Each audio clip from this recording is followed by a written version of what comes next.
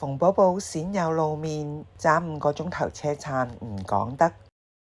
喺馬來西亞檳城居住嘅馮寶寶近年鮮有露面，不過佢為咗撐老友陳善之監製嘅舞台劇唔講得，喺吉隆坡演出，特意花咗5個鐘頭車程到吉隆坡聚會，同葉童、黃德斌同埋導演等人茶聚，暢談當年合作嘅舊事。佢仲留低睇佢哋尾場嘅演出，精神唔錯嘅 Bobo 姐完 show 後同劇中演員合照留念，大讚故事高潮迭起，演員一流，選角葉童好適合，更加意想唔到曾經合作嘅黃德斌喺台上造型有型有款。Bobo 姐近年喜歡檳城嘅生活節奏，覺得慢活適合佢嘅身心狀況，近年亦已減少幕前演出。年前佢曾表示要出自傳，但後嚟因為情緒上唔想再寫，擱置咗出自傳嘅想法。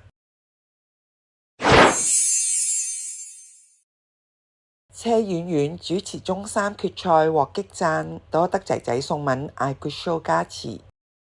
做咗3季中年好聲音主持嘅車婉婉，啱啱喺周日中三決賽表現獲網民激讚。佢一直忙到尋晚先至喺社交網分享 Q 媽媽的母親節，當日一早起床已經準備去啟德場館，由朋友幫佢湊仔，仲買咗紮花送俾佢，令佢好開心。暖男仔仔 BBQ 就上車 kiss 媽媽，祝媽媽母親節快樂，仲有 good luck 同埋 good show， 然後就開始咗佢緊張又忙碌嘅一天。對可以同差唔多8000人一齊度過母親節，婉婉坦言好特別、好充實，亦都極度難忘。佢感謝當晚現場觀眾，亦感謝大家支持。網民亦都留言大讚婉婉做司儀越嚟越好，令個 show 好有氣氛，並期待中4可以繼續睇到佢做主持。